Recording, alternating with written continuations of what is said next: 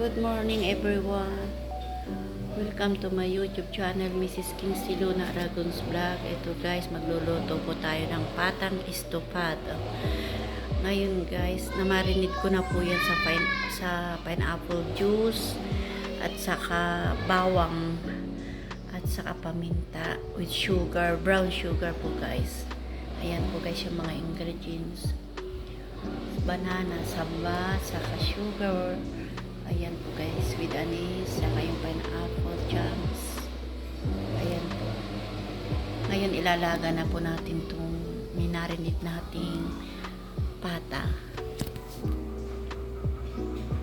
Prito muna natin yung saba.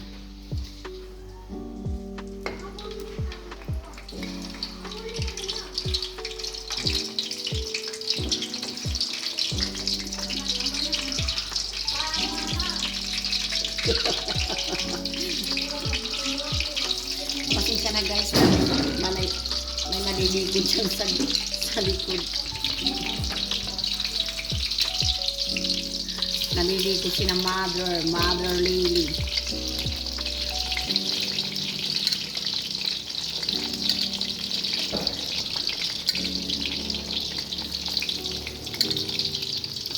Pagsama-samahin na lang natin lahat para minsanan na. Kasi anong oras na? Nagugutom na yung mga junakis ko. Ayan guys. Ayan guys, baliktadin natin guys yung bananang sabaw.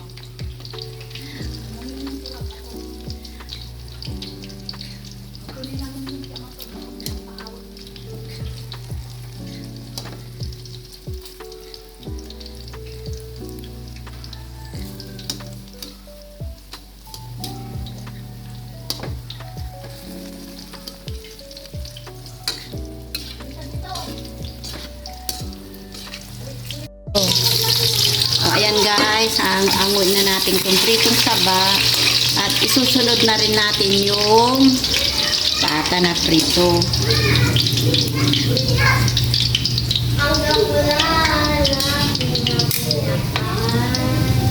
May bagyo na naman guys, umaraw na, dumilim na naman.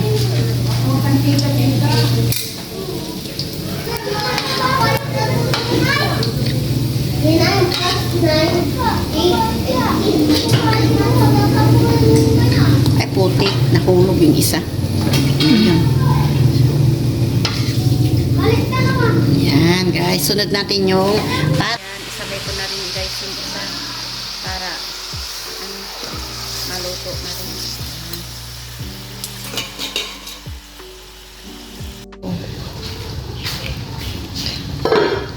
Ayan kay baliktadin natin, dahan-dahan lang para hindi matalsikan yung video. Oo, masarap yan. Ganyan lang guys. Tapos igigisa natin ulit. Ayan guys.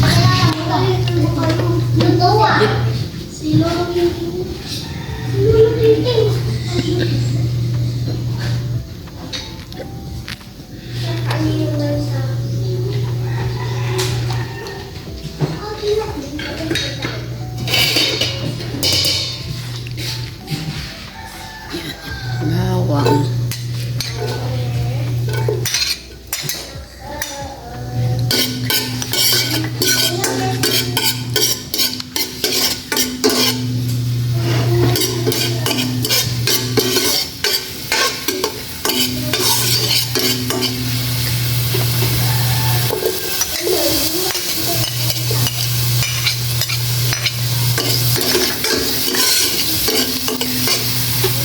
Pag sino nga gumaya sa yung site na ganun.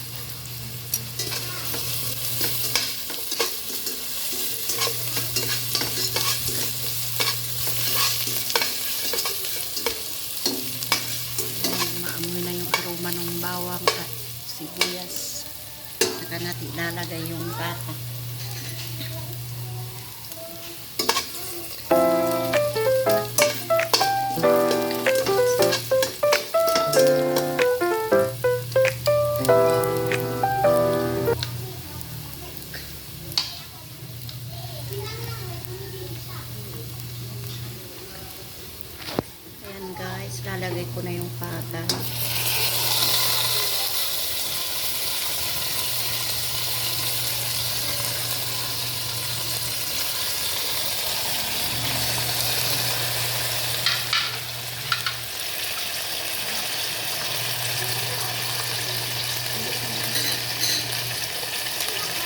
Tapos lalagay na rin yung sarsa ng yung pinag-isahan para masarap.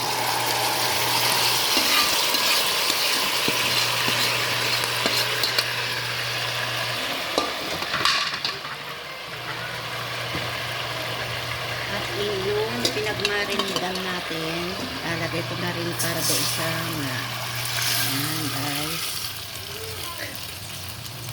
Hintayin natin. Lalagay ko na rin yung laurel.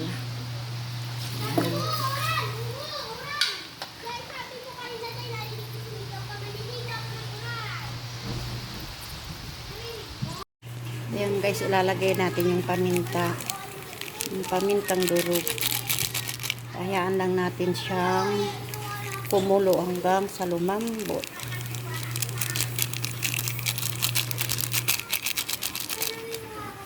Saka yung asukal. Yan guys.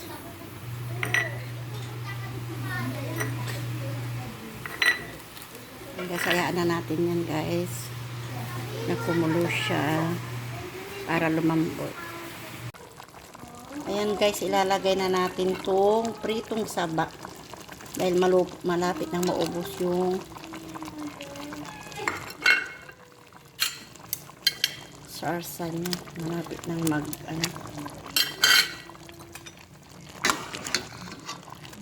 ayan guys.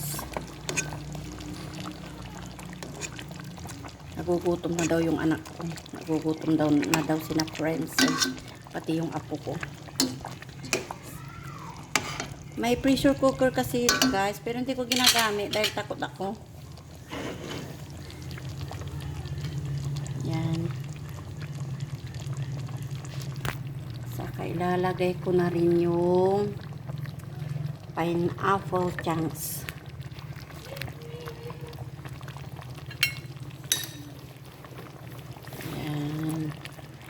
Yung pineapple chunks. Kunti lang muna dahil lalagay ko mamaya sa plating. Ayan guys. Sarap na.